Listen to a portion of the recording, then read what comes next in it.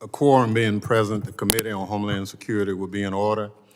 The committee is meeting today for consideration of H.R. 4349, the DHS Office of Civil Rights and Civil Liberties Authorization Act, H.R. 4476, the DHS Trade and Economic Security Council Act of 2021, H.R. 5574, the Translate Act, H.R. 5615, the Homeland Security Capabilities Preservation Act, H.R. 5616, the DHS Basic Training Accreditation Improvement Act of 2020, H.R. 5633, the DHS Inspector General Transparency Act, H.R. 5652, the DHS Acquisition Review Board Act of 2021, H.R. 5658, the DHS Roles and Responsibility in Cyberspace Act, H.R. 5681, the Shadow Wolves Enhancement Act,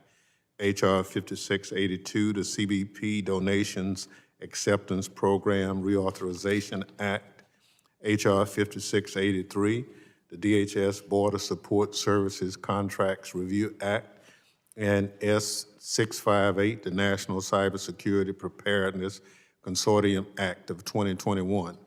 Without objection, the chair is authorized to declare the committee in recess at any time. The chair wishes to announce that to the extent practicable, it is my intention to take any recorded votes as they are requested and to not roll votes. Members are reminded that the committee will operate according to the guidelines laid out by myself and ranking member in our February 3rd colloquy regarding remote procedures. The chair further reminds members participating remotely to have their cameras on during recorded votes. The chair also wishes to direct members to the most recent guidance from the Office of Attending Physician. It states that masks are now required for all members and staff in all hearing rooms unless a member is under recognition. The chair will enforce this guidance. With that, I now recognize myself for an opening statement. Today, the committee is meeting to consider 12 Homeland Security measures that touch everything from civil rights and civil liberties to port of entry, infrastructure, and cybersecurity to acquisitions and transportation security. I am particularly pleased that the committee will be considering H.R. 5615, Homeland Security's Capabilities Preservation Act, a bill that speaks to an issue that the committee has identified in the Urban Area Security Initiative Program. The committee has observed that the way the program is constituted, it's not uncommon for a high-risk city to suddenly fall out of the program and lose grant funding needed to maintain capabilities achieved with UASI funds. I commend the gentlewoman from Florida, Mrs. Dimmons, for working across the aisle to develop this bill to require DHS to take a serious look at this issue and come up with a way to provide bridge funding to help cities take on the cost of maintaining Homeland Security capabilities. Additionally, I'm pleased that a bill I authored, H.R. 5633, the DHS Inspector General Transparency Act, is included in today's markup. It will require the DHS Inspector General to resume producing unredacted copies of certain reports to Congress. Under my bill, the Inspector General would have to transmit reports that substantiate allegations of whistleblower retaliation or misconduct, abuse, fraud, or violation of policy by an official in authority. Finally, I have an amendment in the nature of a substitute to S658, the National Cybersecurity Preparedness Consortium Act of 2021. The underlying bill would authorize DHS to partner with nonprofit entities to assist in providing services, education, and training in support of cybersecurity preparedness for state and local government. My amendment seeks to improve the underlying bill by ensuring that DHS can partner with more than one consortium, making the participation of HBCUs, MSIs, and community colleges a factor in selection of a consortium, and promoting greater geographic diversity among participating institutions. My amendment was prepared in consultation with the Senate sponsors of this legislation, and I look forward to working with them to move this bill toward enactment. More broadly, looking at the roster of bills before us, I understand that there is bipartisan agreement on many of the measures and amendments on the agenda. Members are advised that it is my intention to seek unanimous consent for en bloc consideration of measures for which there is bipartisan agreement. With that, I now recognize the committee's ranking member, Mr. Katko, for an opening statement. Thank you, Mr. Chairman, and it's very good to have you here in person and everyone here again, or some of us here at least, and I'm glad we're getting back out to somewhat normal when we can. I'm pleased we're having this markup today to advance many common sense bipartisan bills to address the multiple challenges facing our homeland, and bipartisan seems to be the hallmark of this committee, and I'm glad we were setting an example. Hopefully the rest of Congress can follow. First, I commend Representative Meyer for leading the DHS Trade and Economic Security Council Act, which builds on the trade and economic security capabilities of the department while combating Chinese influence on our supply chain and economic security. I thank Representative Van Drew for his work on the DHS Acquisition Review Board Act, which will go a long way to strengthen acquisition activities, increase transparency, and ensure long-term success within the department. I also want to thank my colleague, Representative Bacon, for his leadership on the DHS Roles and Responsibilities in Cyberspace Act. As we saw with the inconsistent response from the White House after the Colonial Pipeline ransomware attack, it is vital we ensure there is consistency and clarity in how the federal government, specifically the Department of Homeland Security and CISA, responds to significant cyber attacks impacting our nation's critical infrastructure. I strongly support Representative Kamek's common sense legislation, the Border Support Services Contracts Review Act. This legislation will enhance coordination, minimize overlap, and increase cost effectiveness among DHS contracts along the U.S.-Mexico border, while ensuring that DHS personnel receive the necessary support to maintain their primary mission responsibilities. Mr. Chairman, I also want to thank you for your support of my bill, the Shadow Wolves Enhancement Act. Shadow Wolves officers are part of a Homeland Security Investigations Tactical Patrol Unit who currently operate on the lands of the Tohono O'odham Nation in southern Arizona. This unique group of Native American federal law enforcement officers are known for their ability to track and interdict drug smugglers, human traffickers, and other illicit commodities on tribal lands. The unit has an esteemed history of tracking that is passed down from generation to generation. Over the last few years, Shadow Wolves activities have shifted from tracking to investigative work. However, current hiring authority for the Shadow Wolves program limits their ability to be reclassified in the appropriate job series for investigative work, causing pay and upward mobility limitations. The authority challenge puts the crucial Shadow Wolves program at risk of becoming non-operational as officers retire. My bill would prioritize the long-term viability of the program by reclassifying the Shadow Wolves as special agents and providing them with the proper authority to patrol, investigate, and interdict illicit activities along the southern border. The bill would also fix a pay equity for Shadow Wolves officers and develop a strategy to expand the program to other tribal lands along the southern and northern borders. Every day, Shadow Wolves officers carry out a difficult and often dangerous mission under increasingly challenging circumstances. The Shadow Wolves' methodical approach has enabled them to track and apprehend smugglers in parts of the southwestern United States across arduous desert terrain and rugged mountainous areas. During the last decade, Shadow Wolves have helped secure our southern border by arresting hundreds of individuals for narcotic smuggling. Their operations have seized over 117,000 pounds of narcotics, 45 weapons, 251 vehicles, and over $800,000 in U.S. currency. The Shadow Wolves are the Department of Homeland Security's only tracking unit entirely composed of Native Americans. This act has strong bipartisan support in the House and the Senate, as well as support from the Department of Homeland Security and the Tohono O'odham Nation. Mr. Chairman, I ask unanimous consent to enter into the record a resolution from the Tohono O'odham Nation Legislative Council in support of the Shadow Wolves Enhancement Act. Without objection, so ordered. Thank you, sir. I strongly urge my colleagues on both sides of the aisle to vote for this critical legislation to support our Native American friends and law enforcement partners. Lastly, Mr. Chairman, as I've discussed with you, I'm somewhat disappointed that despite months of industry collaboration and offers to work with the majority, we are not marking up my bipartisan, bicameral SICI bill, the Securing Systemically Important and Critical Infrastructure Act, which I recently introduced with Representative Spangberger and Representative Garbarino. I know there's further discussions that I'm going to have with Mr. Langevin and with yourself, and I hope we can get to a resolution along with Ms. Clark and advance this strong bipartisan measure out of committee. And with that, Mr. Chairman, I thank you and yield back. Thank you very much. As I discussed earlier with you on your SICKY bill, we getting there. Let's keep getting there. All right. Yep, that's Thank you. All right. Thank you, Ranking Member Katko. Other members of the committee are reminded that opening statements may be submitted for the record. By agreement between the chair and ranking member, the committee, by unanimous consent, shall use an amendment roster today.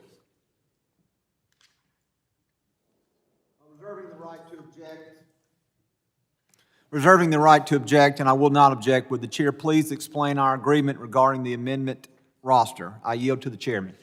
I thank the gentleman and all committee members for agreeing to the use of an amendment roster. We've agreed that the bill be open to amendment at any point and that we will take up amendments in the order listed on the roster. The chair will allow members to offer amendments listed on the roster out of order to the extent practicable and in a manner not prohibited by House or committee rules. Amendments not listed on the roster may be considered at the conclusion of consideration of the roster. Also, by unanimous consent, the chair will recognize members with bills or amendments included in a list of agreed-upon measures for statements at the conclusion of the markup. I thank the chair for this explanation and would withdraw my reservation. Pursuant to notice, I call up HR 4349. The bill was circulated in advance and printed copies are available. The clerk shall designate the bill. HR 4349, to amend the Homeland Security Act of 2002 to make certain improvements in the Office for Civil Rights and Civil Liberties of the Department of Homeland Security and for other purposes. Without objection, the first reading of the bill is dispensed with, and the bill is considered read and open to amendment at any point. The chair will now recognize members with amendments appearing on the roster. The clerk shall report the first amendment on the roster offered by the gentleman from Texas, Mr. Green. Amendment in the nature of a substitute to HR 4349 offered by Mr. Green. Without objection, the reading is dispensed with, and the amendment in the nature of a substitute shall be considered base text for purpose of further amendment. The chair recognizes the gentleman from Texas. Thank you, Mr. Chairman. The Office of Civil Rights and Civil Liberties, hereafter referred to, is the primary office responsible for integrating civil rights and civil liberties protections into everything DHS does. As such, it is imperative that the CRCL officer have the authority to ensure that all DHS policies and programs are in line with constitutionally protected civil rights and civil liberties. DHS personnel interact with millions of people from across the country and around the world daily. Many of DHS activities require direct contact with the American public, from disaster assistance to biometric collection to searches on the border. All of these activities must be undertaken with care for the rights afforded to every American citizen. When Americans complain that a DHS program infringes upon their cherished protected civil rights and civil liberties, the DHS CRCL office must have the authority to fully investigate. However, in recent years, it has become clear that it does not. Several whistleblowers from inside CRCL itself have come forward to expose structural weaknesses in the office's mandate. They have called for reforms to strengthen CRCL's authority to help DHS carry out its security objectives in a manner that is respectful of American constitutional rights.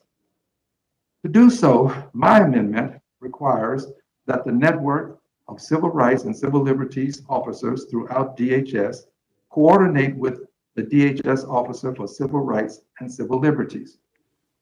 My amendment is also intended to make sure that the recommendations issued by the CRCL office to strengthen constitutional protections in a program are not ignored by DHS components. My amendment allows for the DHS Officer for Civil Rights and Civil Liberties, with the support of the DHS Secretary, to subpoena information, documents, reports, and other materials when necessary to carry out CRCL investigations into potential civil rights and civil liberties abuses. I would note that this provision only confers upon the DHS CRCL officer the same subpoena authority as the DHS privacy officer. The DHS CRCL officer and the privacy officer each have a unique role within the department to protect the individual rights of Americans. My amendment would give the CRCL officer the same investigatory authorities as the chief privacy officer. A version of this bill with the subpoena authority included passed the House last session by voice vote and was stuck in the Senate.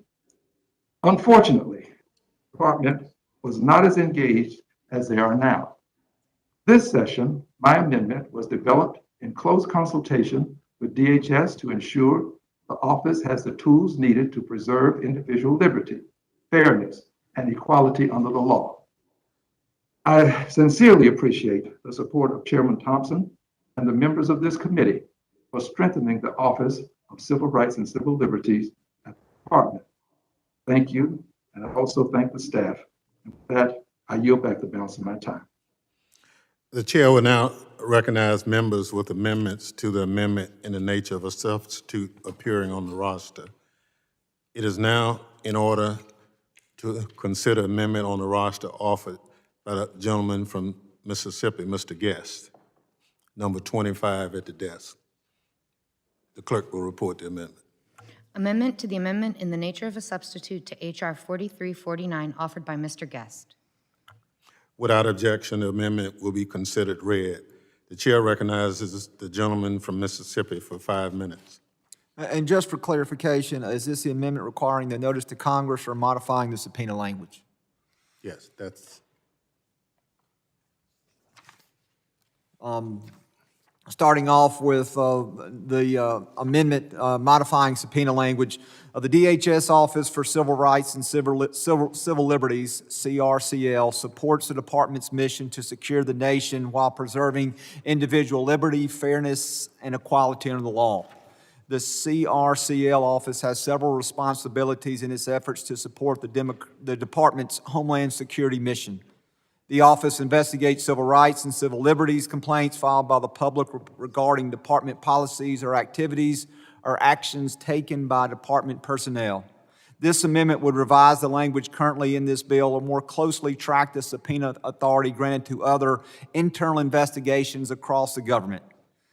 It specifically mirrors the subpoena authority granted to the DHS privacy officer and closely tracks the authority granted to other IGs.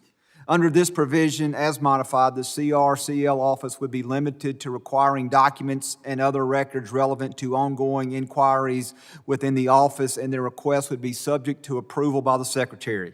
I believe that this authority is adequate given the mission of CRCL, and Mr. Chairman, it's my understanding that both sides are in agreement on this amendment, and I would urge my colleagues to support it. Gentleman from Mississippi is correct. There is agreement on your amendment. If there are no further,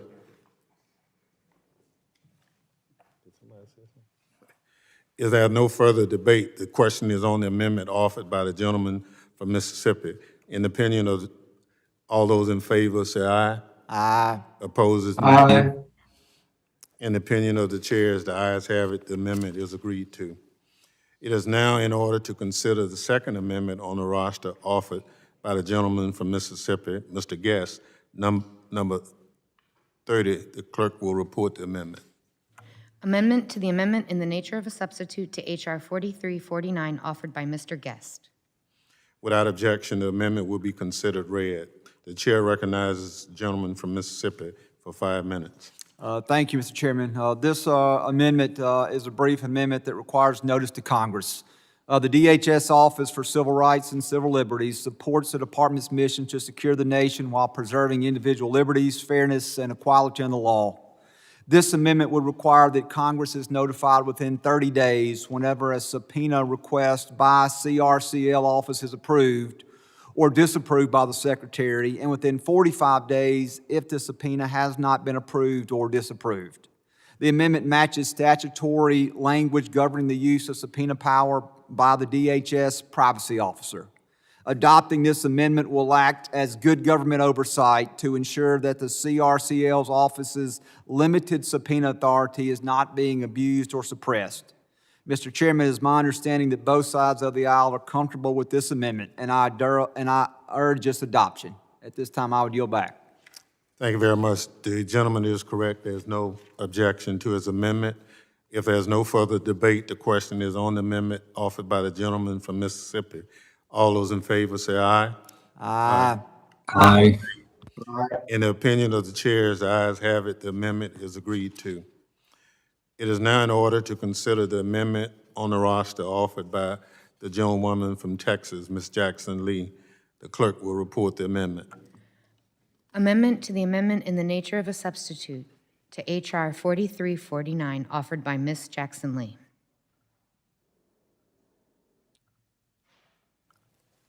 Without objection, the amendment will be considered read. Ms. Jackson Lee's amendment is a technical amendment for clarification. There's no statutory change in the legislation as offered. Clearly, it is just a technical amendment, and there was agreement on both sides to the agreement. If there's no further debate on the question on the technical amendment offered by the gentlewoman from Texas, all those in favor say aye. Aye. Aye. Aye. All those opposed, nay. So ordered. There are no further amendments listed on the roster. Are there any further amendments to the measure? If not, the question is on agreeing to the amendment in the nature of substitute to H.R. 4349 as amendment. Those in favor say aye. Aye. Aye. Aye. Those opposed say no. No. In the opinion of the chairs, the ayes have it, and the agreement in the nature of a substitute is agreed to. The chair now recognizes the gentleman from Texas, Mr. Green, for a motion.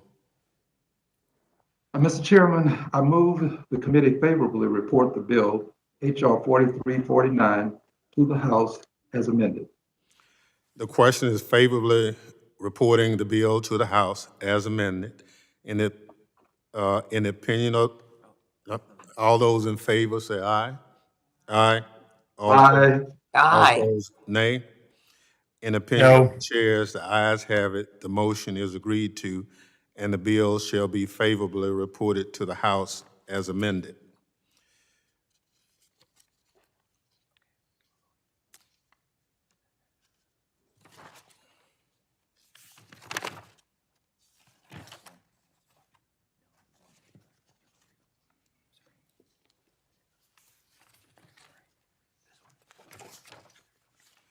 Without objection, staff is authorized to make any required technical or conforming changes to reflect the actions of the committee.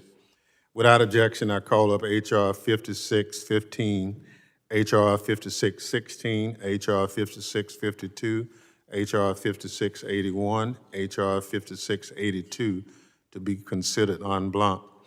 The clerk shall designate the bills en bloc. H.R. 5615, H.R. 5616, H.R. 5652, H.R. 5681, H.R. 5682. Without objection, the first reading of the bills is dispensed with. The bills were circulated in advance and printed copies are available. No amendments to these bills were pre-filed with the clerk. Are there any additional amendments to any of these bills? If not, I recognize the gentlewoman from Florida, Ms. Dimmons, for a motion. Mr. Chairman, I move the committee favorably report the bills HR 5615, 5616, 5652, 5681, and 5682 en bloc to the House without amendment. The question is on favorably reporting the bills to the House without amendment. Those in favor say aye. Aye. Aye. Those opposed say no. In the opinion of the chairs, the ayes have it. The motion is agreed to, and the bills shall be favorably reported to the House without amendment. Without objection, a motion to reconsider is laid upon the table. The chair will recognize members to speak on their bills following the completion of consideration of today's measure. Without objection, I call up HR 4476, HR 5574, HR 5633, HR 5658, HR 5683, and S 658 to be considered en bloc. The clerk shall designate bills en bloc. HR 4476, HR 5574, HR 5633, HR 5658, HR 5683, S 658. Without objection, the first reading of the bills is dispensed with. The bills were circulated in advance and printed copies are available. The chair understands the amendments printed in the circulated roster have been agreed to by the members. Are there any additional amendments to any of these bills? If not, then without objection, the amendments listed on the roster are considered offered, read, and agreed to en bloc.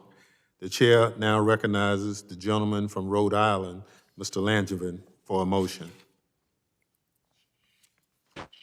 Mr. Chairman, I move the committee favorably favorably report the bills HR 4476, HR 5574, HR 5633, and HR 5658, HR 5683, and S 658 en bloc to the House as amended. The question is on favorably reporting the bills to the House as amended. In the opinion of all those in favor, signify by saying aye. Aye. No. In the opinion of the chairs, the ayes have it. The motion is agreed to, and the bills shall be favorably reported to the House as amended. Without objection, a motion to reconsider is laid upon the table. Without objection, staff is authorized to make any required technical or conforming changes to reflect the actions of the committee. Without objection, the agreed-upon amendments will be reported to the House in the form of one amendment in the nature of a substitute for each bill. Members may now be recognized to speak on their legislation previously considered. Gentleman from Rhode Island, Mr. Langevin, is recognized. Thank you, Mr. Chairman. I first want to commend you for your leadership on ushering this bill through the process, and grateful for the time to speak today as well. Mr. Chairman, I also want to commend the gentleman from Nebraska, Mr. Bacon, for his attention to this highly important issue of our nation's cybersecurity, along with serving both you and the ranking member to have given great thought to how we better protect the country in cyberspace. It's critical that Congress and the Department of Homeland Security both have clear knowledge of DHS's roles and responsibilities during a cyber incident. It is a matter that I've given much thought to myself in my capacity as a member of the Cyberspace Solarium Commission. The Commission recognized an empowered cybersecurity and infrastructure security agency was critical to any viable defensive cybersecurity strategy for the United States. We also recognize that CISA would need to work hand in hand with sector risk management agencies to secure our nation's critical infrastructure from cyber threats. I'm proud that this Congress, based on the work of the Solarium Commission, passed legislation last year to grow and strengthen CISA's capacity as the nation's primary cybersecurity agency and to codify the duties of the sector risk management agencies. So I believe that it is these developments in the context of any effort to clarify the Department of Homeland Security's roles and responsibilities during a cyber incident. So my amendment does just that. I also believe that it's time to re-examine PBD 41 and the National Cyber Incident Response Plan, especially in light of the creation of the Office of the National Cyber Director. Using the Solarian Commission's work as a jumping off point will ensure that the report Mr. Bacon requires in this bill will be a useful input to that process. Next, Mr. Chairman, if I may, I'd also like to speak briefly on HR 5574, the Translate Act. Specifically, I'd like to share some remarks on behalf of my friend and colleague from Nevada, Representative Dina Titus, who currently is exercising her duties as chairwoman of the Transportation and Infrastructure Committee's subcommittee on economic development, public buildings, and emergency management, and is thus unable to attend today's markup, but otherwise would have been here. And I wanted to offer some remarks on her behalf. Since the onset of COVID-19 pandemic, cities like Las Vegas, which Ms. Titus represents, have borne the brunt the virus's disastrous effects on travel and tourism. In 2020, McCarran International Airport in her congressional district saw less than half the passenger volume of the previous year. Travel is now rebounding at McCarran Airport, where checkpoint numbers have been steadily rising since the start of the year. While traffic numbers increasing in the department, with the travel numbers increasing, and the president's announcement that we will reopen our borders to vaccinated international travelers starting November 8th. McCarran Airport and other major airports like it will continue to get busier and busier. So therein lies the inspiration for HR 5574, the TSA's reaching across nationalities, societies, and languages to advance Travel Education Act, or the Translate Act.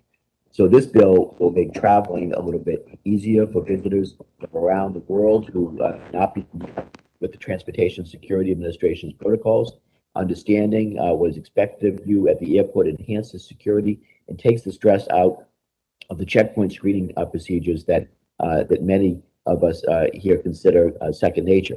HR 5574 requires TSA to make its signs, announcements, web pages, and the like available in languages that are spoken by the travelers and communities that major airports serve each day.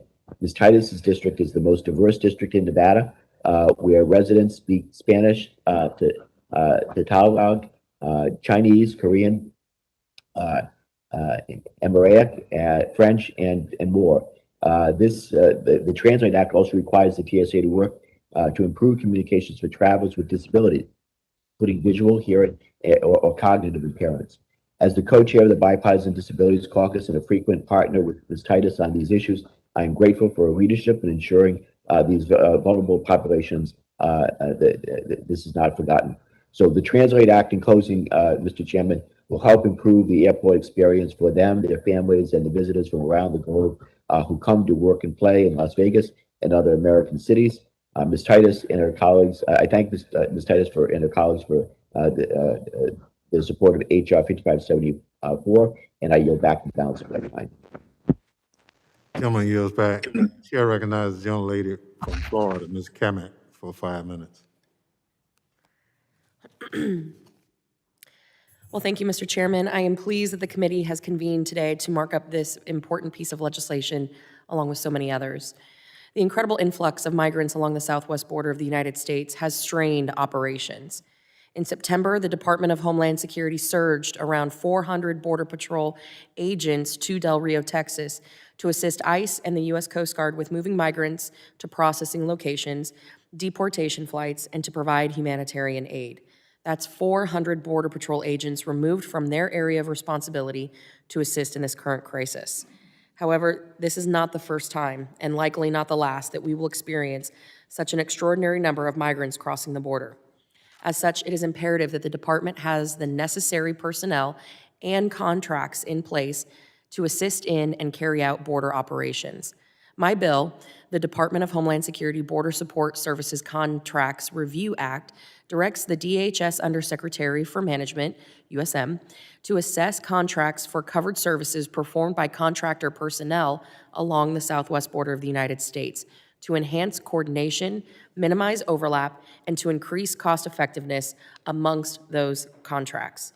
This legislation requires that the Undersecretary for Management submit to Congress a report with recommendations on active contracts utilized for border support services that includes the criteria used by the department to determine whether contractor personnel were necessary to assist in the department's mission along the border, an analysis of the purpose, quantity, and location of contractor personnel to effectively address mission needs along the border, and to enable department personnel to perform primary mission responsibilities, an assessment of the benefits of utilizing contracts, and an assessment of opportunities to increase the efficiency of the department with respect to contracting.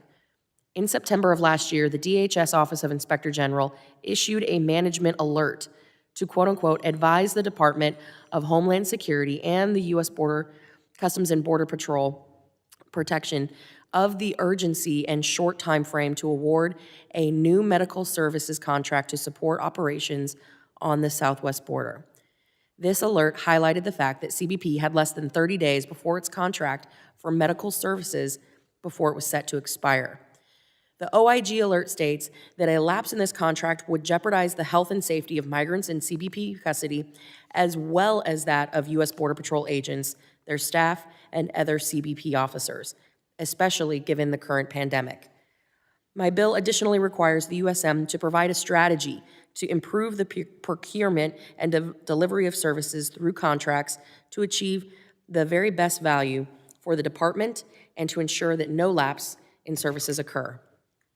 It is critical that the department has contract personnel and proper contracts in place to provide necessary assistance along our border to increase efficiencies, increase cost effectiveness, and to enable DHS employees to conduct their primary mission responsibilities and to get our boots back on the front line on the ground.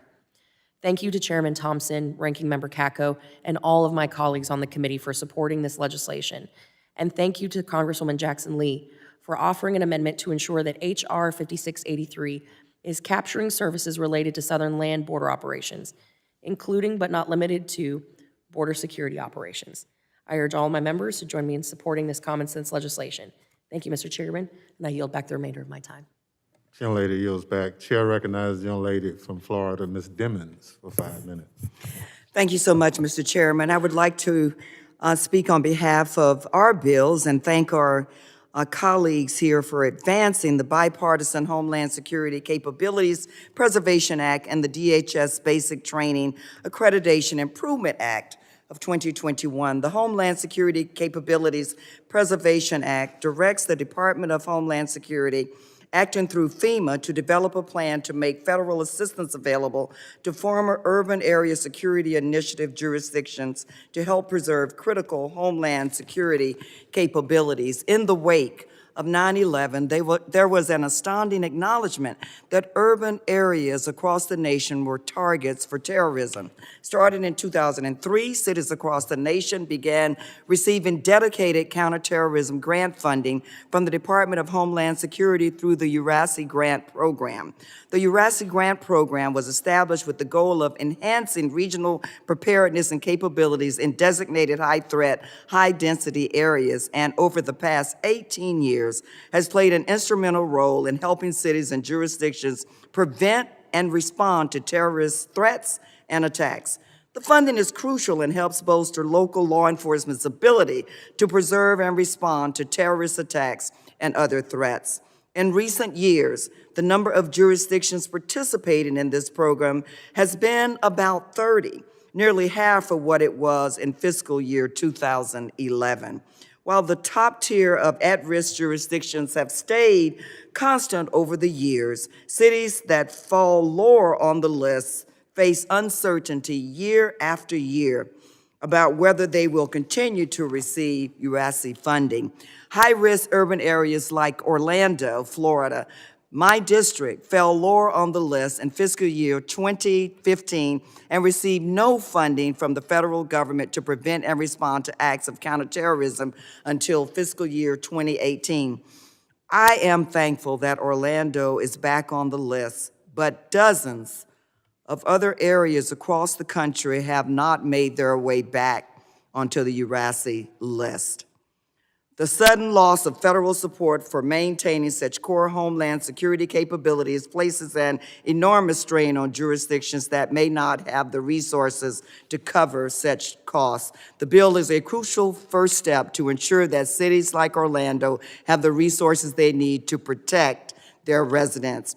I want to thank the organizations that have endorsed our bill, which includes the Major City Chiefs Association, the National Association of Counties, the National League of Cities, the United States Conference of Mayors, the National Fusion Center Association, the Fraternal Order of Police, and the Major County Sheriffs Association. Mr. Chairman, I ask unanimous consent to submit letters of support from these organizations into the record. Without objection, so ordered. I also want to thank my co-sponsor, Mr. Bacon, for his clear understanding of the critical need for this funding.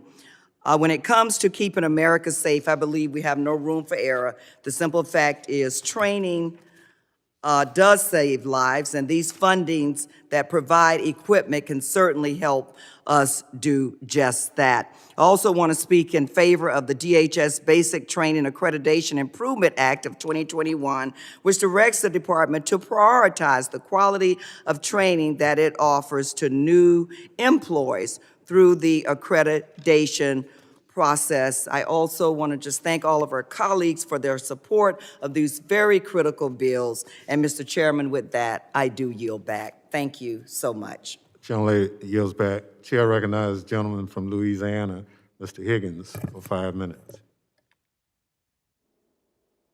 Thank you, Mr. Chairman. I'm honored to be the lead Republican on this bill, the CBP Donation Acceptance Program Reauthorization Act, presented by my colleague and friend from California. And I'd like to thank the Board of Security Facilitation and Operations Subcommittee Chairwoman Barragan for her work on this important program for U.S. Customs and Border Protection. This bipartisan bill will enable CBP and the U.S. General Services Administration to accept real and personal property donations from both private sector and government entities, helping CBP's officers and trade specialists to operate more effectively at ports of entry. These donations would include things such as facilities, technology, inspection booths, and even intellectual property rights enforcement tools. I wholeheartedly support this bill and encourage my friends on both sides of the aisle to do so as well. Mr. Chairman, thank you for holding this markup today. I thank the ranking member. I yield back the balance of my time. Gentleman yields back. Chair recognizes the gentlelady from California, Ms. Barragan, for 5 minutes. Good morning, and thank you, Chairman Thompson, for including my bipartisan bill, CBP Donations Acceptance Program Reauthorization Act, in today's markup. I'd also like to thank my subcommittee ranking member, Representative Clay Higgins, as well as Representatives Henry Cuellar and Vicente Gonzalez, for working with me on this important effort. Through the Donations Acceptance Program, Customs and Border Protection works with local communities and the private sector to invest and modernize ports of entry. Under this program, CBP and the General Services Administration can accept donations of infrastructure, real estate, and technology to improve operations at ports of entry. For example, CBP has used this program in the past to enter into partnerships to help reduce border wait times and improve CBP's ability to detect counterfeit goods. As we emerge from the pandemic and trade and travel continue to increase, it is critical that we reauthorize this program before it sunsets in December. My bill would extend the program by 5 years as well as expand it so that stakeholders can provide donations of personal property such as technology and software to enhance CBP's operations at least ports of entry. By taking this step today, we are making an investment not only in our land ports of entry, but also in our economy and our border communities. I thank my colleagues for their support, and I yield back. Gentlelady yields back. Chair recognizes the gentleman from New Jersey for 5 minutes, Mr. Van Drew. Thank you, Mr. Chairman, and thank you, Mr. Ranking Member, for bringing this important piece of legislation before the committee. The Department of Homeland Security invests billions of dollars each year in its major acquisition programs. This includes buying its IT systems to help secure the border, Coast Guard cutters to increase marine safety, and tools to help TSA screen travelers more efficiently. These acquisitions and others enable the department to execute its many critical missions.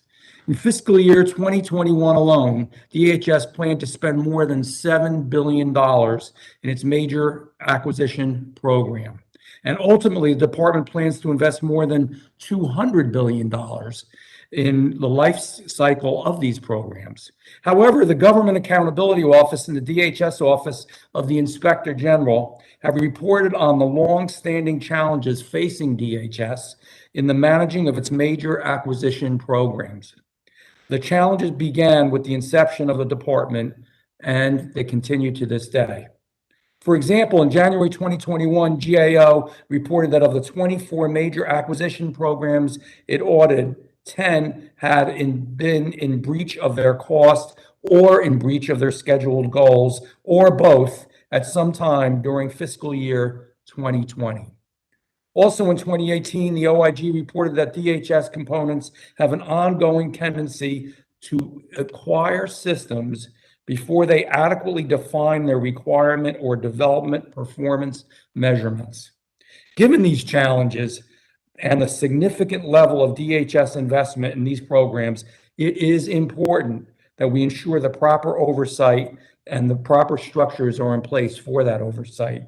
To that end, this bill amends the Homeland Security Act of 2002 to include DHS Acquisition Review Board, which has already been formed by the department, as we know. The bill outlines specific responsibilities and parameters for the board, which it exercises today already, such as its members should be, how they should be, and how often the board should meet. The board's oversight role is to review major acquisition programs for proper management, oversight, accountability, and alignment with the department's strategic functions and key points in this program and life cycles. The board is held at the department level and is chaired by the Acquisition Decision Authority, normally under the Secretary for Management or a designee, and consists of individuals who manage DHS's mission objectives, resources, and their contracts. In conclusion, this bill simply proposes to codify better oversight, management, and accountability of the department's acquisitions. Very important with the tax dollars that we make sure when we take people's tax dollars, we're spending them in the very best, most accountable way. I thank you, Chairman, and I certainly urge the committee to vote and support this bill, and I thank everyone for the bipartisan support and look forward to moving into the future with it. Thank you, Chairman. I yield back. Chair recognizes the gentlelady from Texas for 5 minutes, Ms. Jackson Lee. Thank you, Mr. Chairman, and thank you to the members of this committee. Thank you for the work of the staff. I want to make sure that I acknowledge that, and also thank you for the amendments that have been coming in. Let me thank the authors of the legislation who are gracious enough to accept my amendments, as we have often done on Homeland Security. I want to again thank Congresswoman Titus for her support of my amendment in HR 5574, which is the Translate Act. The Translate Act directs the administrator of the Transportation Security Administration to submit to the House and Senate DHS oversight committees a plan to ensure that TSA material provided in major airports can be better understood by more people accessing these locations. The Jackson Lee Amendment acknowledges that many people come to the airport, people who are not traveling. And my amendment supports this important goal by making clear that the plan provided by TSA because of this legislation will include signage that will target communication to non-traveling public who may access the airports, and there are many. The goal of this bill and the Jackson Lee Amendment is to make sure that TSA's visual communication can reach as wide an audience as possible, particularly to make sure that the airports are as secure as possible. We know that in 2018, more than 67 million people spoke a foreign language at home. So that information being broadly interpreted will be very important. And I thank the Congresswoman. Also, Jackson Lee Amendment to HR 5683.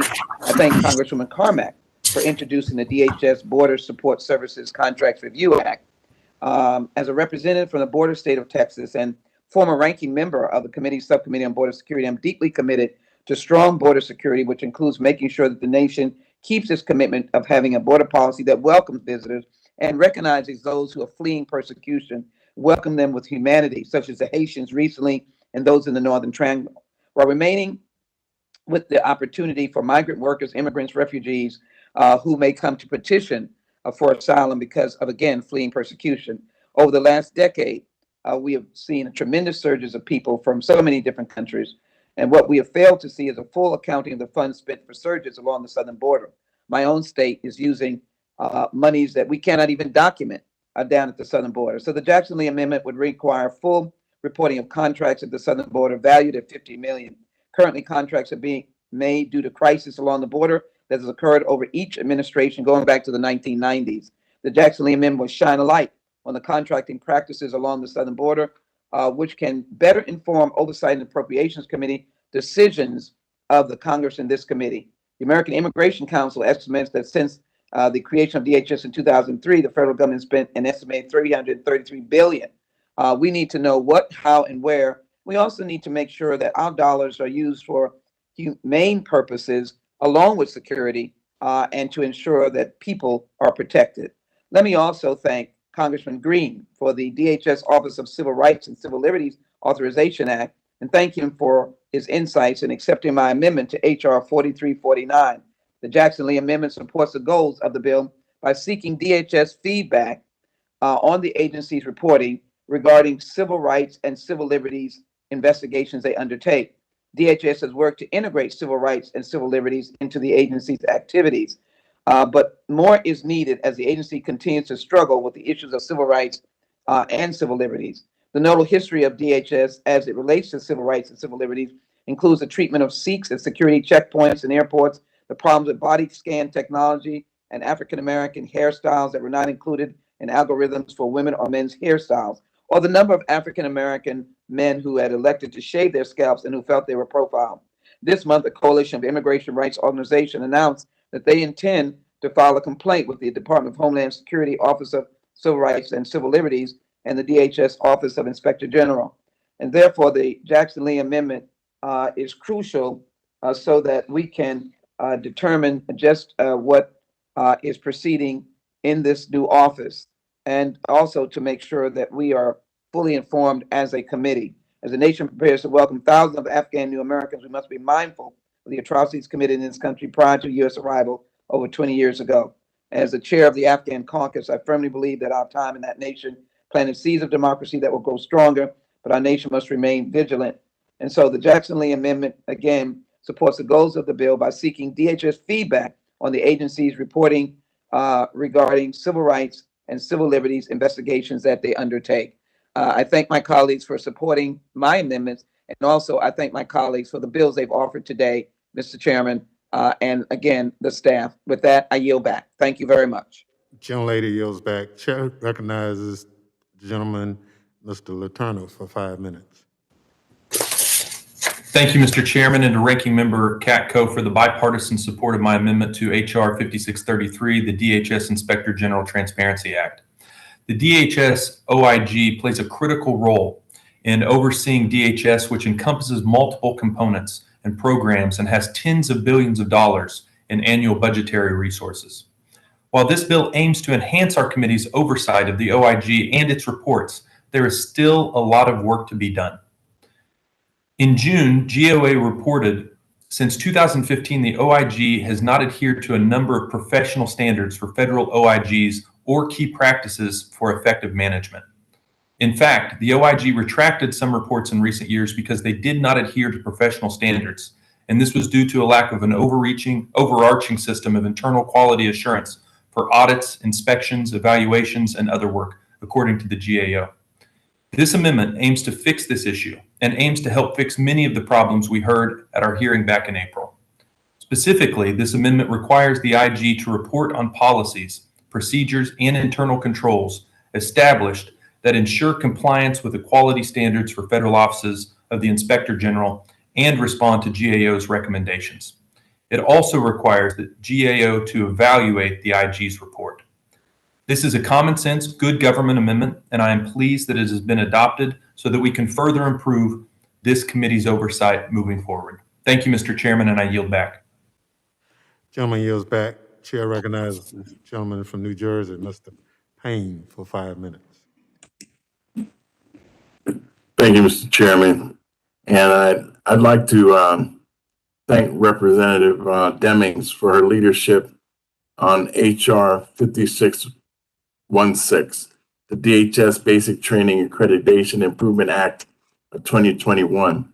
This bill ensures high standards of training for all DHS officers, and it ensures that these officers know the newest techniques and strategies to keep people safe.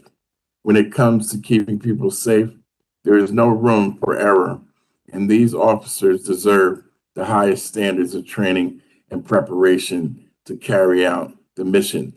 So I just want to commend her once again on her leadership of the Committee on Emergency Preparedness and always making sure that our DHS officers have the best training they can in order to keep the nation safe. With that, I yield back. Gentleman yields back. Chair recognizes the gentleman from Michigan, Mr. Meyer, for 5 minutes. Thank you, Mr. Chairman and Mr. Ranking Member, for bringing our legislation before the committee today. Mr. Chairman, my statement is on the DHS Trade and Economic Security Council Act of 2021. And we as a country and as a committee cannot forget the disturbing and far-reaching effects that Chinese action had on the U.S. economy at the start of the COVID-19 pandemic. We resulted in a national lockdown for months. We didn't have the essential medical supplies we needed, and China's demand for personal protective equipment left the rest of the world scrambling through shortages. We can no longer assume that our supply chains are functioning, ever-present, and resilient. Instead, we need to analyze them for vulnerabilities to ensure that DHS can contribute to the goal of greater economic security for every American. These efforts are more critical than ever, given the turmoil we've been through, and are still going through now over a year and a half after the onset of COVID.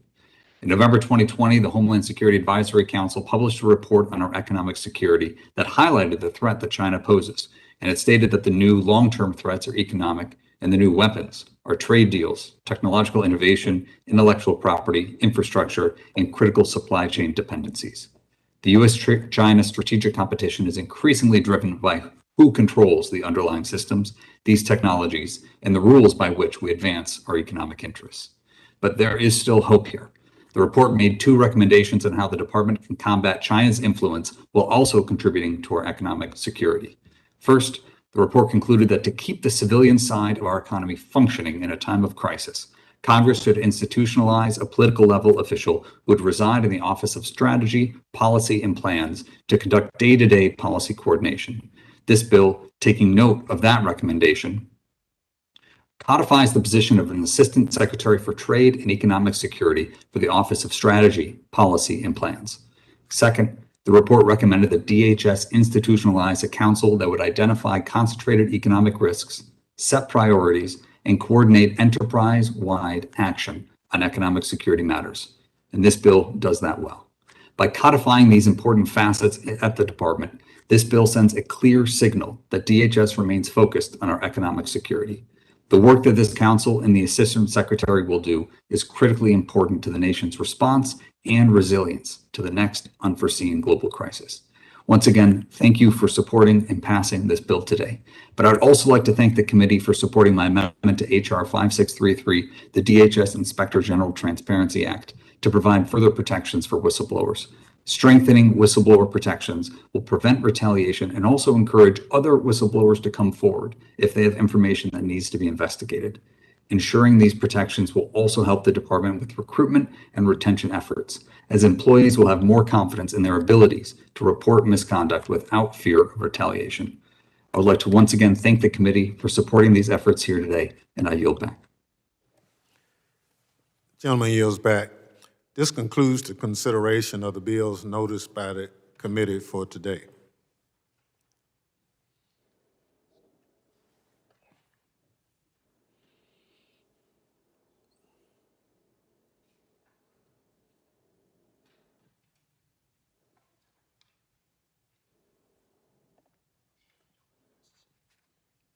Gentleman from Mississippi.